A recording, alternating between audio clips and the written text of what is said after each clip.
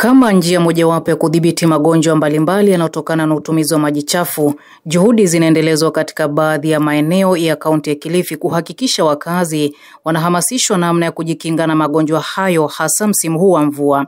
Katika eneo la Lutangani, Chonyi, kaunti ya Kilifi, afisa wa afya wa nyanjani katika wadi ya Chasimba, David Nzaro Jeffwa, amefanya kikao na baadhi ya wakazi kuhamasisha umuhimu wa kutumia maji safi yaliyotibiwa ili kuwakinga dhidi ya magonjwa kama ya kipindupindu. Jeffwa amesema wakazi wengi wamekuwa wakitumia maji ya vidimbwi kwa shughuli zao za nyumbani pamoja na kuyanywa licha ya kuwa ni chafu.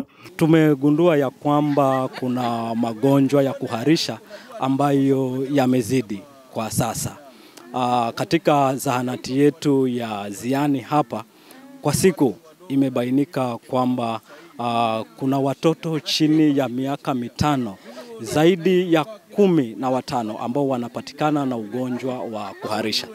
Ndio maana leo hii tukanuia ya kwamba tuje tutembelee kijiji hiki ili kwamba tuweze kuwahamasisha juu ama jinsi ya kujikinga na ugonjwa wa kuharisha.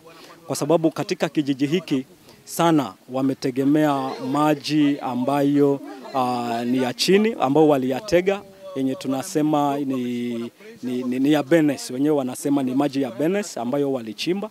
So wanatumia sana maji yale kwa matumizi yao ya nyumbani.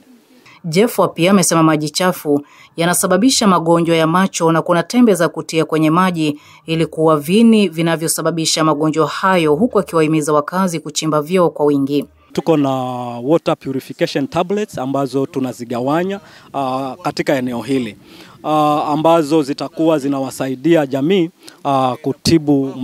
kutibu maji yao ili kwamba waweze kuwa salama. Kwa sasa hivi tuko na dawa za kutosha.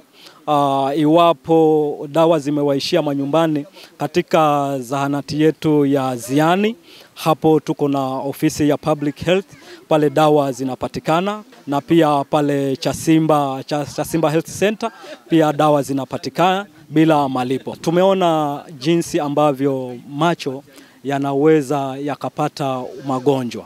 Njia mojawapo tumeona ni kwamba yale maji yakiwa yamechafuka, na sisi huku tunatumia maji kwa kunawa uso, basi yale maji yakiwa ni machafu, hivyo yanaweza yakaambukiza macho yetu na yakapata ugonjwa wa macho.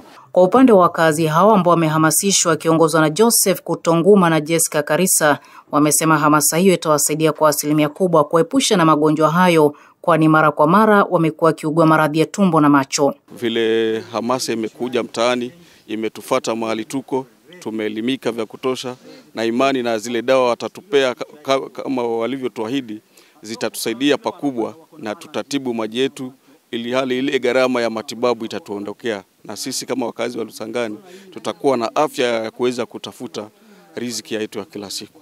Ulikuwa hatujui, lakini sasa hivi hushajua. Ukipatia zile dawa utafanyia ile vile ambavyo inatakikana. Nikiripotia Coco FM, mimi ni Janet Mumbi. Coco FM, ladha ya Pwani.